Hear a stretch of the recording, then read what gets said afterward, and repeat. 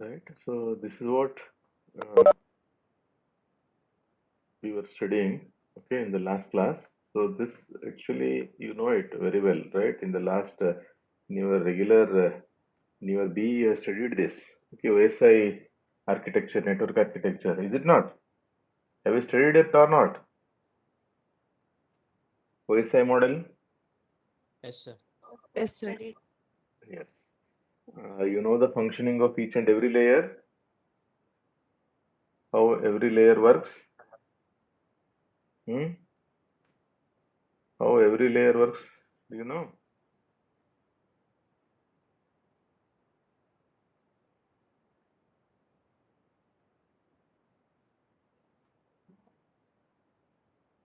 Okay. Yes. Tell me how every layer works. Hmm? So tell me first one. Amarnath, you tell me what is the role of application layer?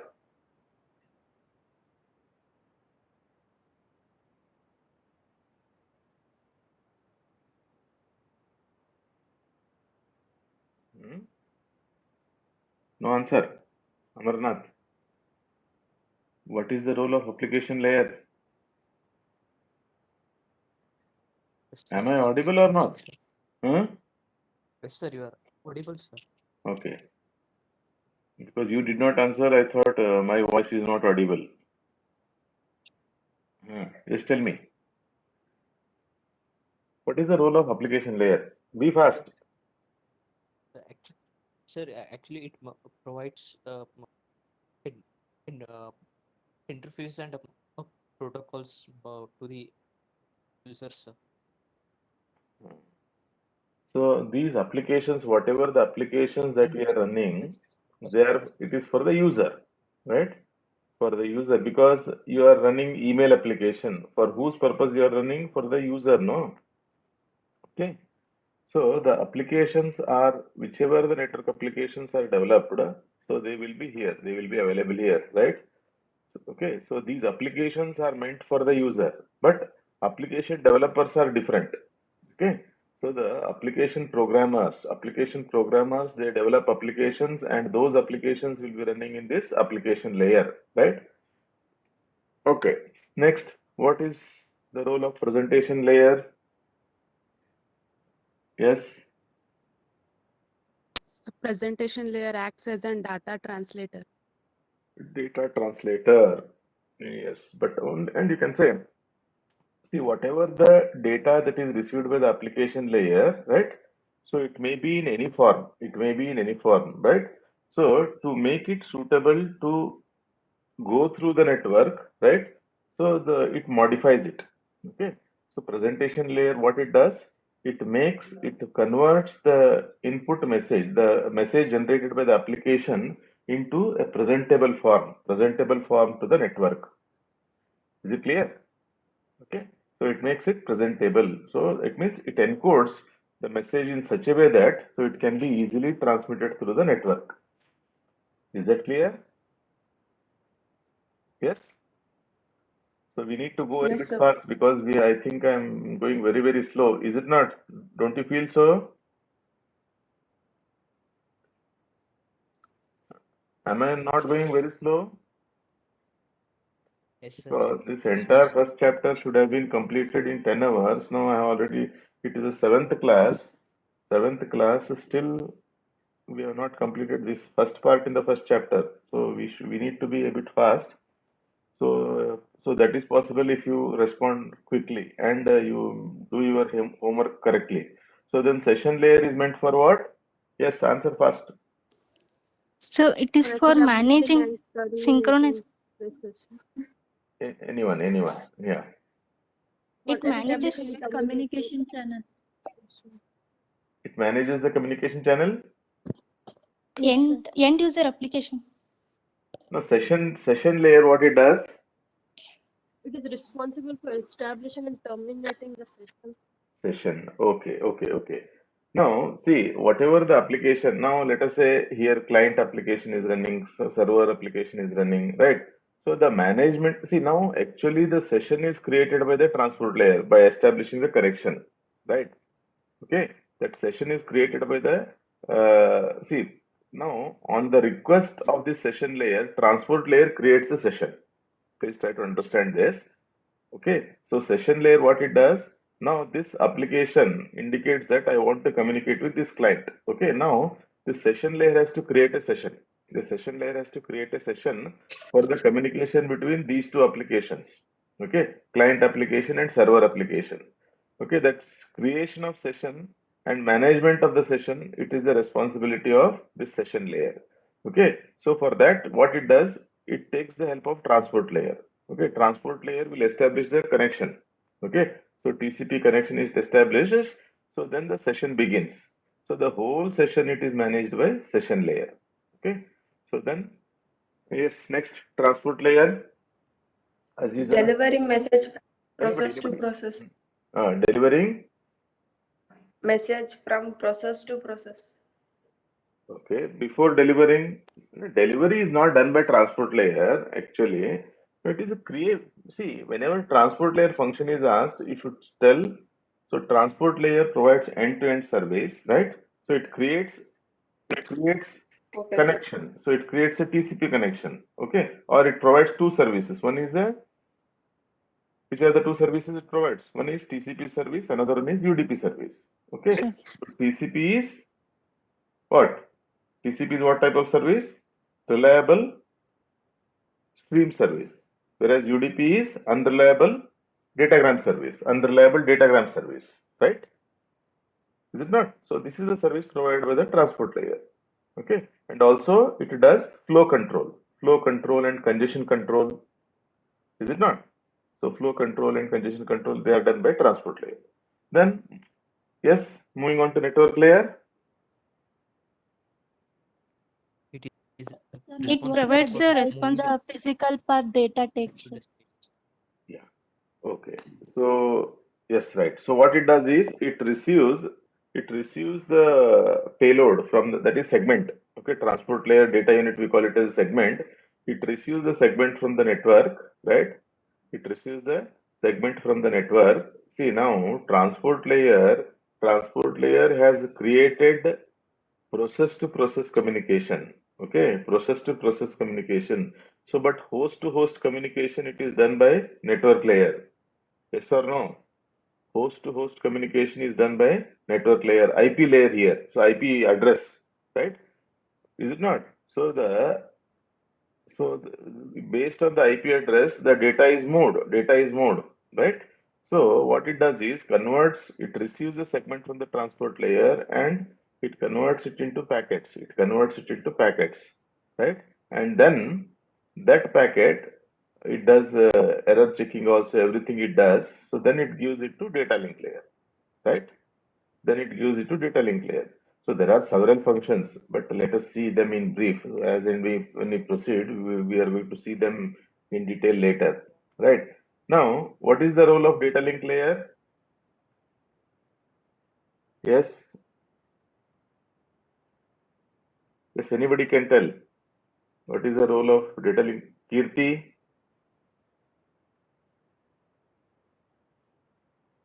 So it provides the data between network entities, a correction of errors.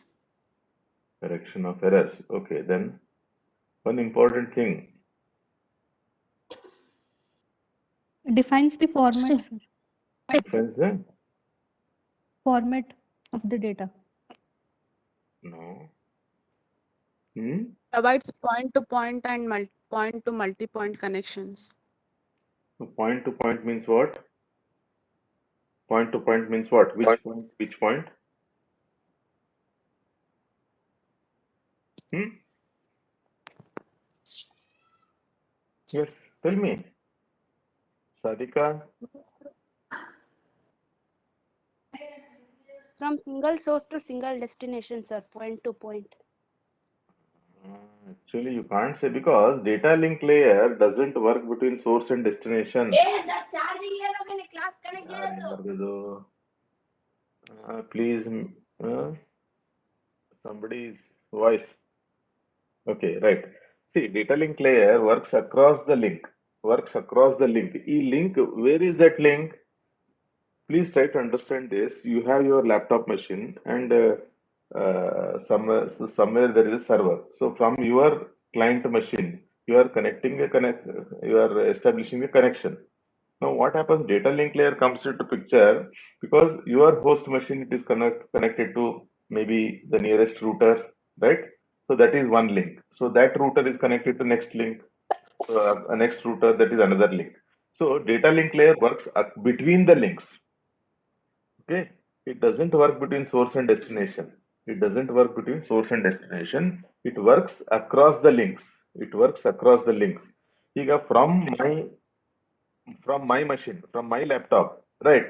So whatever that is transmitted, it should reach the neighboring router, nearest router. So that okay. So the scope of the data link layer is limited to that. Okay, it works across the link.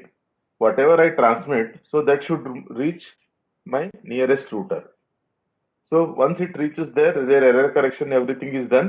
So then again from that router to next router across the link. Okay, so link by link. Okay, that is why it is called as data link layer. So it works across the link.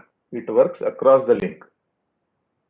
See, try to understand this. See, data link layer, its scope is limited to links, whereas network layer, its scope is limited to the network. Its scope is limited to the network.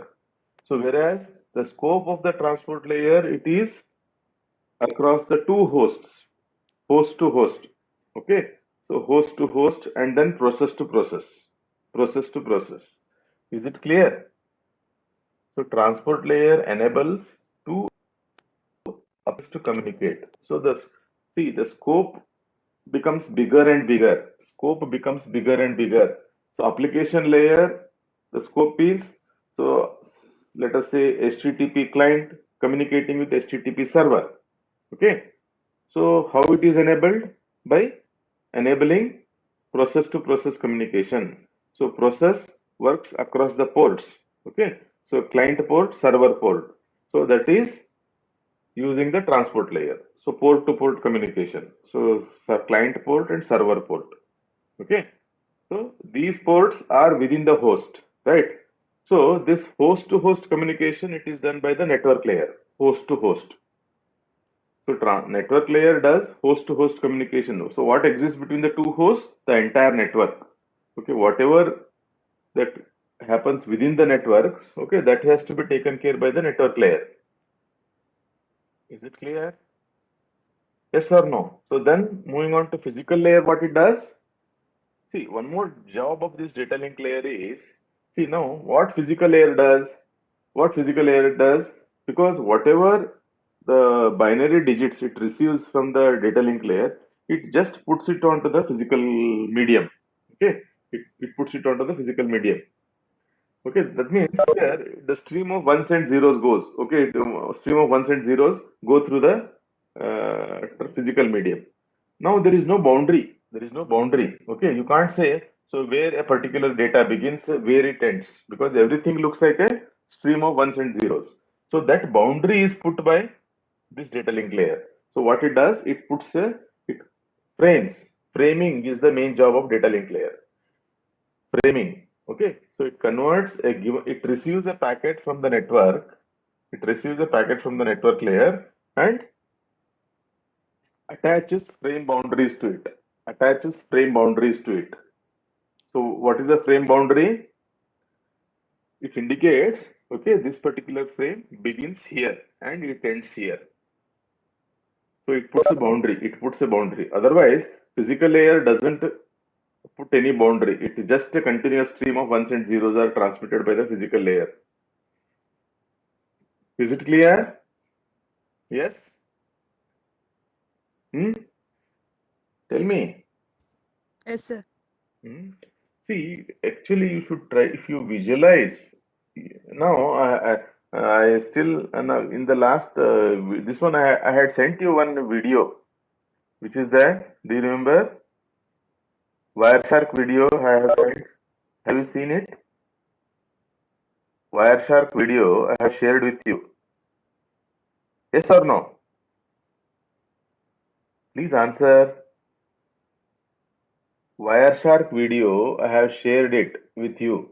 Have you seen it? How many of you have seen it? Nobody is answering. Hello? Sadhika, have you seen the video, Wireshark video? No, sir. No, you have not seen. Then who has seen? Nikita, have you seen? No, sir. Amarnath, have you seen?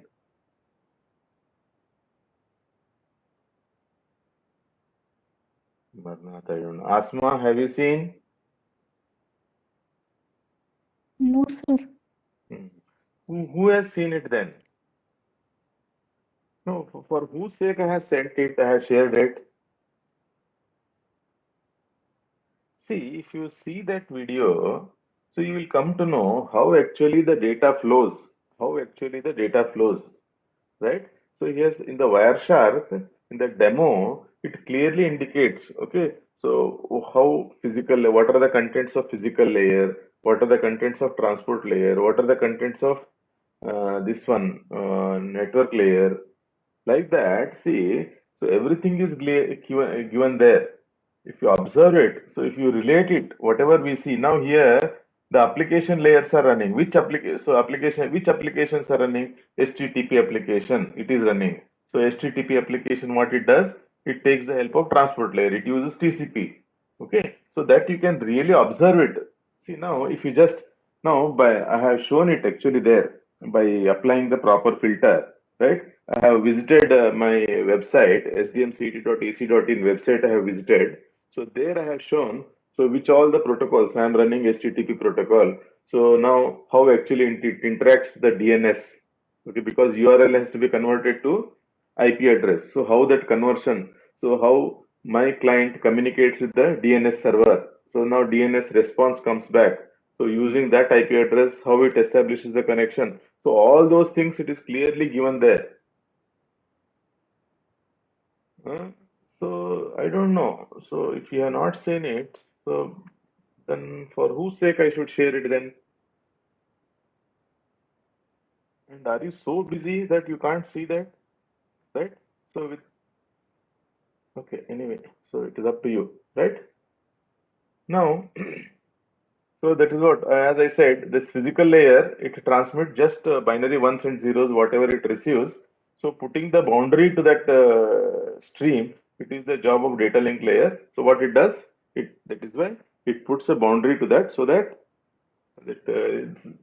boundary, so that there is a beginning to a data and there is an end to the data that can be called as a frame, right?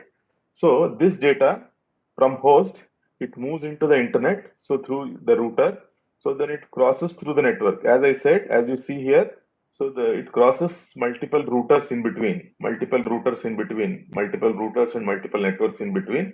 So as I said in the last class, so the router doesn't have all the layers because no application is running. See, because you have only 3 layers here, because no applications are running. Only on the host machine, the applications are running. That is why you have all the 7 layers in the host, whereas in the router, in this subnet, you have only 3 layers because no application is running on these machines. Okay, and this is the destination host. Okay, here also the application is running, you have 7 layers. So the same thing, whatever you have discussed, so that is given here. So this is the internet architecture. So that is what you have seen. It is OSI model. So this is TCP/IP model, as you can see. So here there is no strict layering. In case of TCP/IP, there is no strict layering. So application layer, you have transport layer providing 2 services, TCP and UDP service. IP layer. This is IP layer. So this is network interface layer, or it is also called as subnetwork layer. Now, as you see here, why I said there is no strict layering. So this application layer need not interact with transport layer. It can directly interact with IP layer, or it can directly interact with subnet layer. Whereas in case of, if you see here, so there is strict layering. So application layer has to interact with presentation layer. Present layer has to interact with like this. Okay. So application layer cannot directly interact with network layer or data link layer. Whereas in this case, if you see, so the application layer can directly interact with the subnet layer, this network interface layer, right? So this is the hourglass model. Okay, it is because it is just in the form of a glass. Now, if you just see, these are the applications: FTP application, file transfer application. This is web application, HTTP. So virtual terminal application, right? So this is trivial file transfer protocol, TFTP, right? So this FTP, this is one important thing. FTP uses TCP, whereas TFTP, trivial FTP, it uses UDP, right? So these two applications, they use UDP service provided by the transport layer, whereas FTP and HTTP, it uses TCP service provided by the transport layer, right? And both these TCP and UDP, so they use the services of IP layer. IP layer provides what we generally call it as connectionless unreliable service, because there is no connection establishment here, right? So this one, so this the service provided by the IP layer, it is also called as best efforts layer, because what it does, it makes the best of its efforts to what you can say, the deliver the packets to the destination. But if they are lost, it is not going to make any effort to retrieve them. Okay, so if the packet is lost, it is lost forever. So it is up to the transport layer to retrieve those packets, right? So IP layer is not going to do any effort to get those packets, because the service provided by the IP layer is connectionless unreliable service. Okay, so IP layer is not going to, if at all a packet is lost, so this IP layer is not going to do any effort to get those packets. Okay, so but since the transport layer has the responsibility of providing reliable service, so it is up to the transport layer to retrieve whatever the data that is lost. Okay, so then these are the network interfaces. So these are the various network interfaces. So maybe this is one LAN network. So this is one wireless LAN. So this is maybe ATM network, something like. So these are all the physical network interfaces. Okay.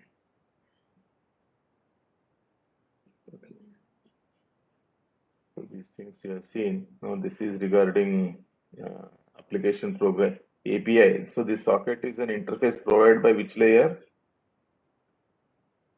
Socket is an interface. Transport layer. Transport layer. Transport Okay. layer. Yes. Okay. So transport layer provides socket interface. So using this socket interface, so any application programmer can write any network application, right? So you can write client and server application using socket interface, right? Now, what is a socket? It is an endpoint of a connection. Okay, so the point where the local application process attaches to the network, right? So now suppose this FTP client and FTP server, right? So assume that they are communicating, right?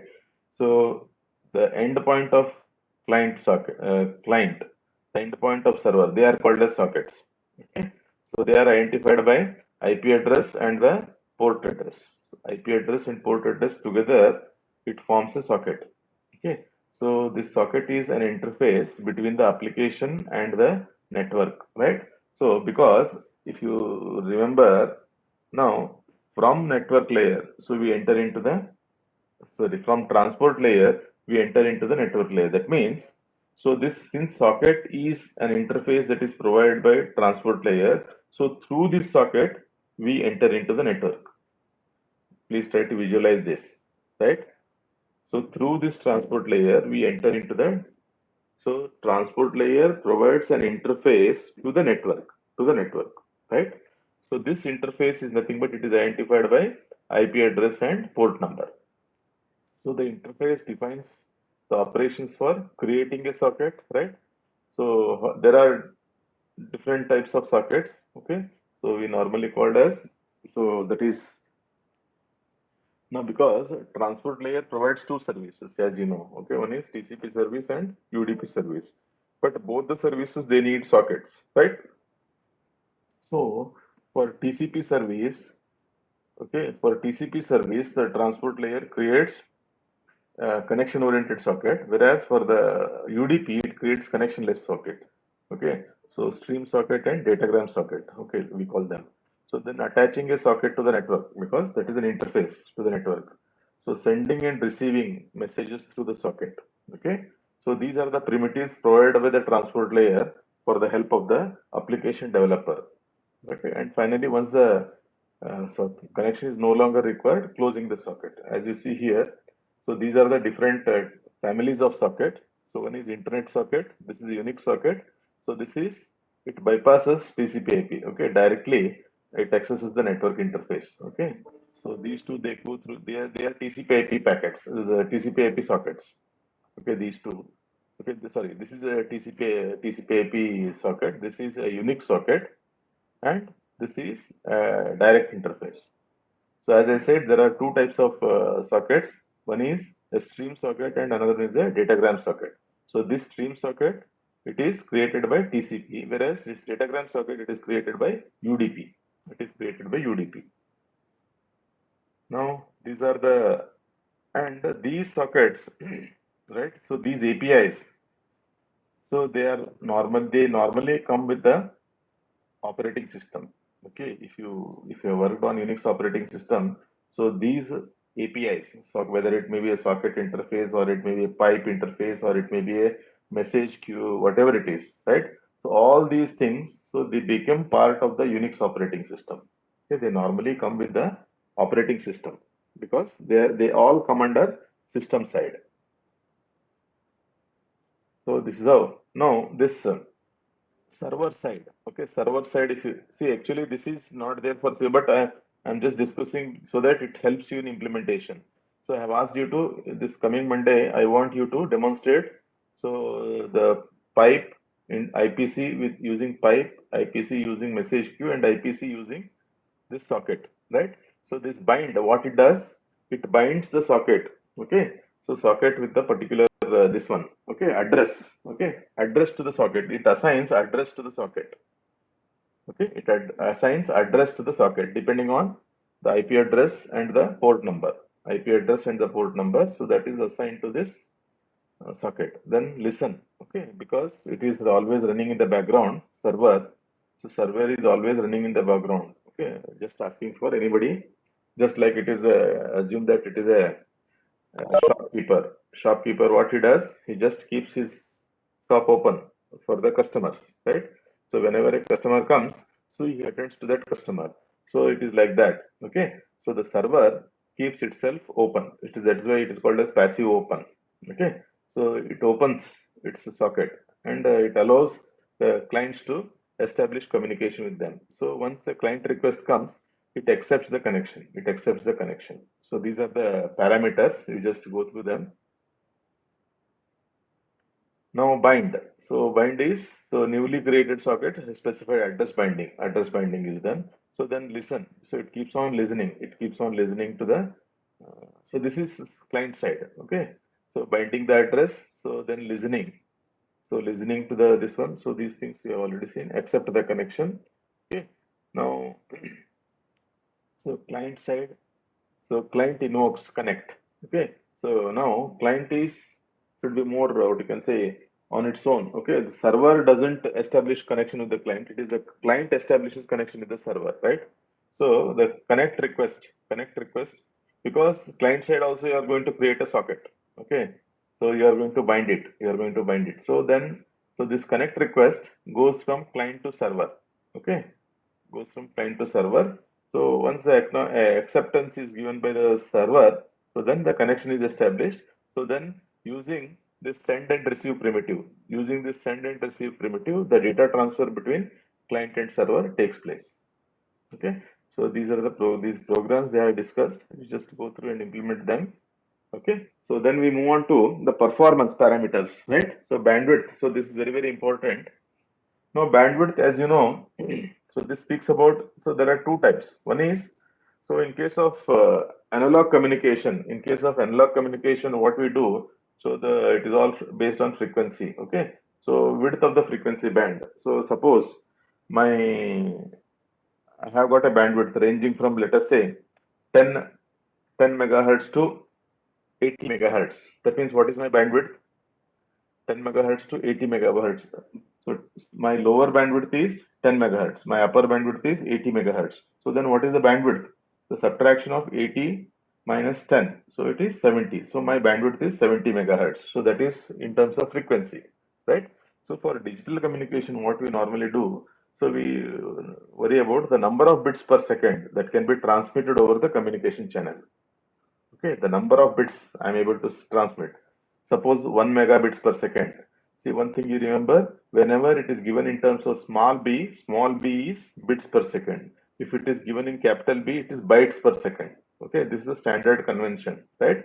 So 1 Mbps, okay, 1 megabits per second. That means, so 10 raised to 6 bits per second I'm able to transmit. That is equivalent to 1 into 10 raised to 2 raised to 20 bits per second, right?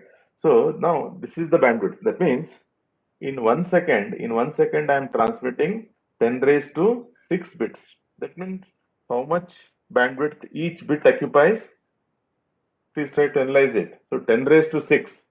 10 raised to 6 bits are sent in 1 second. So what is the time for 1 bit? So it is 1 divided by 10 raised to 6. So that is what is, so 1 into 10 raised to minus 6 seconds to transmit each bit. Is it not? So that means that is the amount of bandwidth occupied by each bit. Okay, it is 1 microsecond. Okay, so 1 microsecond is taken for transmitting each bit. If it is a 2 megabits per second, so then the bandwidth taken is 0.5. Okay, 0.5 microsecond. Now, if you just see here, this bandwidth. Okay, here, what is the frequency? Where the frequency is more? In frequency, in A, the frequency is more. In B, the frequency is more. Where the frequency is more?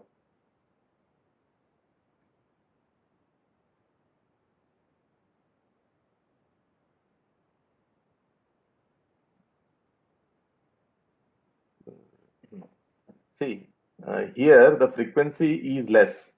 Here because the number of bits I am transmitting. Here, if you just see 1 0 1 0, so the number of bits 1 2 3 4 5 6 7 like this. So here 1 2 3 the number. So here I am transmitting 2 bits. So here I am just transmitting 1 bit. Within the same period, here I am transmitting 2 bits. So that means here the bandwidth is more because the frequency is less here.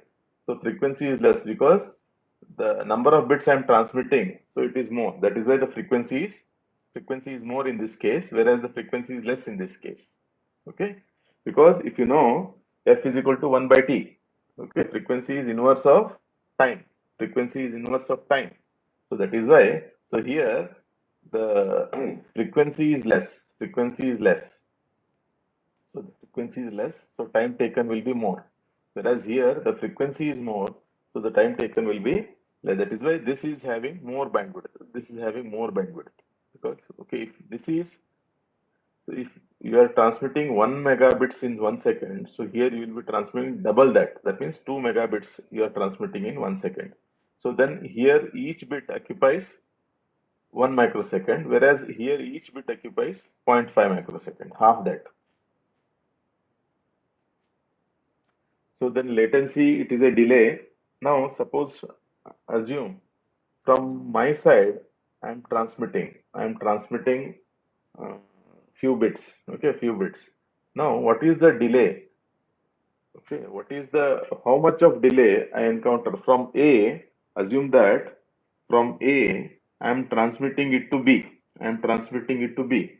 So how many bits? Let us say I am transmitting 1000 bits. Please try to visualize this. Okay, from A, I am transmitting 1000 bits to B. Now what happens? So what are the different delays that are encountered? So that is propagation delay. Okay, so if you write 1000 bits, 10111 like 1000 bits, if you write, now what happens? What is the time? The first bit in the 1000 bits. Okay, in the 1000 bits, the time taken by the first bit to reach B, the time taken by the very first bit to reach B. So that time is called as propagation delay. That is, okay. Why that is propagation delay? Because so it depends on the distance. If the distance is more, the time taken will be more. Yes or no? Please respond. Yes. Okay, if the distance is more, the time taken will be more. Yes or no? Okay. Now assume that you have 1000 bits. Okay. So from the right side, the first bit, what is the time taken by the first bit to reach B? So that is the propagation delay. That is the propagation delay. And then what happens? The remaining 1000 bits. Okay. So 1000 bits have to be transmitted. 1000 bits have to be transmitted. If it is 1000 bits, how much time it takes? If it is 10,000 bits, how much time it takes? So for 1000 bits, it takes comparatively less time. If it is 10,000 bits, it takes more time. Okay, so that is the transmission time. That is the transmission time. So that is why transmission time depends on what? The number of bits I am transmitting. The number of bits I am transmitting, right? So, and this queue is what? So in between, I have to cross through several routers. Okay, wherever the routers are there, so there at the intermediate places, so my data has to wait there in the buffers. So it has to queuing delay, right? So it is not that I transmit and it is immediately transmitted. No. So there are queuing delays in between. So because my packet, it has to wait inside the queue, so it should wait for it should be taken by the router for processing, right? So that is the queuing delay. So the total latency is equal to propagation delay plus transmission delay plus queuing delay. Now this propagation delay, as I said, it is distance dependent. As the distance is more, the time taken will be more. So this is speed of light. Speed of light is taken into account because, yes, anybody, why speed of light is taken into account here? Speed of light, in the sense, speed of light in a particular medium. If you are using optical fiber cable, so it has got a different speed of light. If you are using a coaxial cable, its speed of light is different. If you are using a copper cable, its speed of light is different, right? So different transmission medium have got different speed of light, right? So distance divided by time, right? It is just normal. Now suppose you are going in a vehicle, right? So the time it takes for you to reach the destination, it depends on the distance. Right? And with what speed you are going, okay? So if you are going, suppose if you are going on a road, so then the speed may be good. If you are going by air, so it is got having a different speed. So it is the same thing. Okay. So speed of light for copper cable, it is different. Speed of light for optical fiber cable, it is different. So with what speed you are transmitting, right? So it depends on that. So if you go by air, you reach very fast, right? If you go by bus, you take more time. If you go by walk, you take still more time. So that is what is speed of light, right? With what speed you are going, that's what is the propagation delay. Then transmission time, so it is size. So whatever this, as I said, 1000 bits. So size is nothing but the number of bits you are transmitting. So 1000 bits I am transmitting. Okay, with what bandwidth? Available bandwidth. So how much time I take for transmitting 1000 bits? Okay, so 1000 bits are transmitted on a particular bandwidth, 1 Mbps, right? So 1000 bits transmitted using 1 Mbps bandwidth. So how much time it takes? So you can easily calculate that, right? So that is transmission time. So propagation delay plus transmission delay plus queuing delay. So 1 bit transmission, so this is very important. If you are transmitting lesser number of bits, what is important is propagation delay is very, very important. That plays a major role. Okay. If you are transmitting only few bits, so then the major component responsible for the delay is propagation delay. Please try to understand this, right? If you are transmitting few bits, you have just taken 1 bit, you can interpret it as lesser number of bits.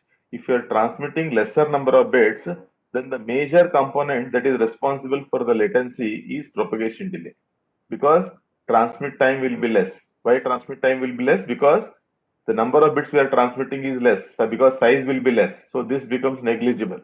So the major component is propagation delay. It depends on the distance. So if you are transmitting more number of bits, large number of bytes, so then what happens? So this transmission delay, it is a major component. At that time, this propagation delay, it becomes a minor component. I hope you are following this. right? Now next, this is delay bandwidth product. Now, so this delay, as you see here, again I just come back to this. This delay, this propagation delay, it depends on the distance. It depends on the distance. That means the length of the cable, you can say. So that is why it is shown like this, right? So the delay is represented by the length of this pipe, and the bandwidth is taken to be this diameter of the pipe. Okay, diameter of the pipe. Okay, so diameter, if you just consider a pipe or your water pipe only. Okay, water pipe. So how much of water you can hold in a pipe? It depends on what? Size of the pipe, sir. Length of the pipe and also the diameter of the pipe. Yes or no? Yes, sir. Correct, no? So Yes. if you take a pipe, so the amount of water the pipe holds, it depends on two things. One is the length of the pipe and also the diameter of the pipe. If you have a bigger pipe, of let us say 10 meter. Okay, suppose you have got a 10-meter pipe and the diameter is 2 inch. So then the amount of water it holds. Okay, and the same 10-meter pipe with 1 inch diameter. So where the water, which one holds the water more? So that is 2-inch pipe, is it not?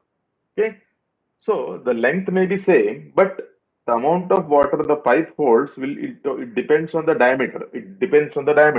So the diameter is nothing but the bandwidth. Right? So it works on the same line, right? So that is what is. So the total amount of water the pipe can hold, it is the multiplication of these two, delay into bandwidth. Yes or no? The amount of water, or you can now, instead of water, it is the number of bits. Okay, so the number of bits, so that can be held in a pipe, in the sense it is a network. Okay, so in a network pipe, so it is delay into bandwidth. Now delay of 50 milliseconds, and a bandwidth of 45 megabits per second. That means, so 45 megabits is the diameter. It is the diameter. So 50 milliseconds is the delay. So the product of these two. So that's what is this one. So okay. So then say 50 into 10 raised to minus 3, because it is in seconds, into 45 into 10 raised to 6. Mega is converted to bits.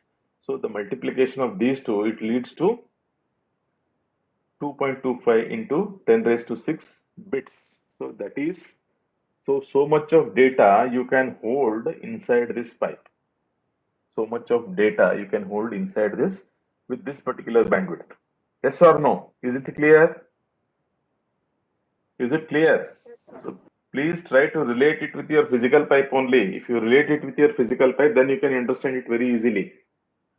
Okay, it is same as the normal pipe that you use for watering plants. It is same thing. But only thing is, so this pipe, whatever he says, it is for transferring bits, not water. Okay, so then delay bandwidth, that whatever I said. So relative importance of bandwidth and latency depends on the application, because ultimately, as I said, these applications, HTTP, network file system, FTP, so these applications, they have got a smaller messages to transmit.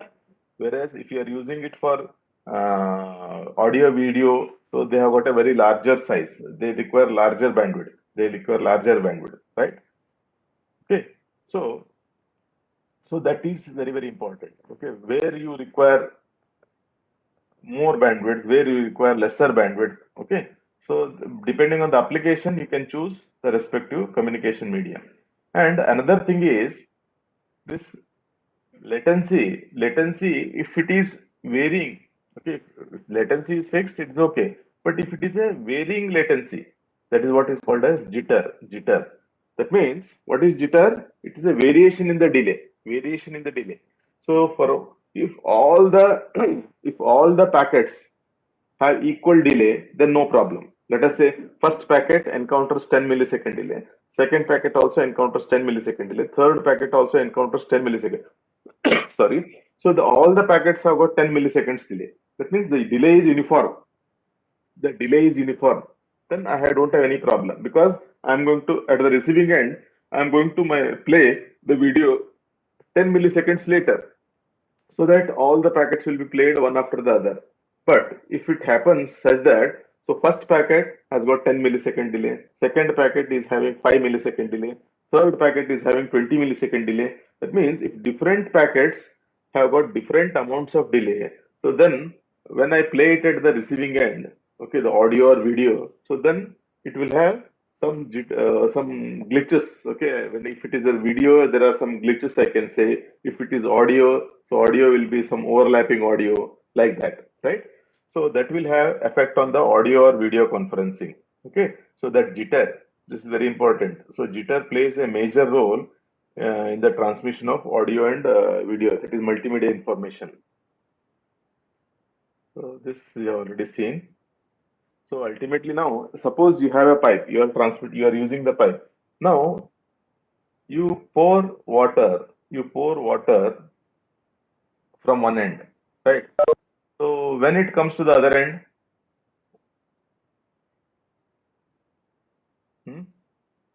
tell me, you are pouring water from one end in the pipe. When it comes to the other end, If there is continuous supply, then only it will come to the no. other end. See, suppose I put little water. If I put a little water, no, is it that the entire pipe should be full so that the water comes out? No, sir.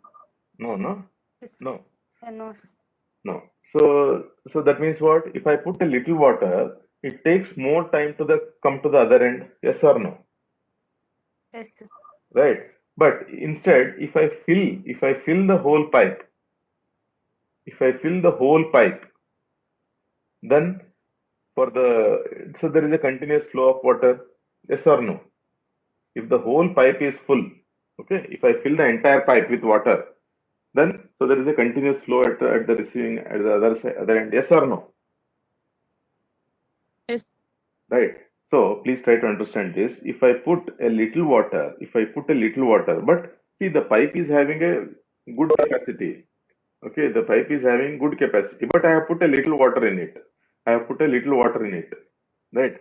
So then it takes more time to reach the other end. Right? It means I'm not using the full capacity of the pipe. It is the same thing here. So your communication medium may be having a greater bandwidth. So I may not be using the entire bandwidth. So I may be using only a little bandwidth that is available to me. Okay, that's what is. So how many bits the sender must transmit before the first bit arrives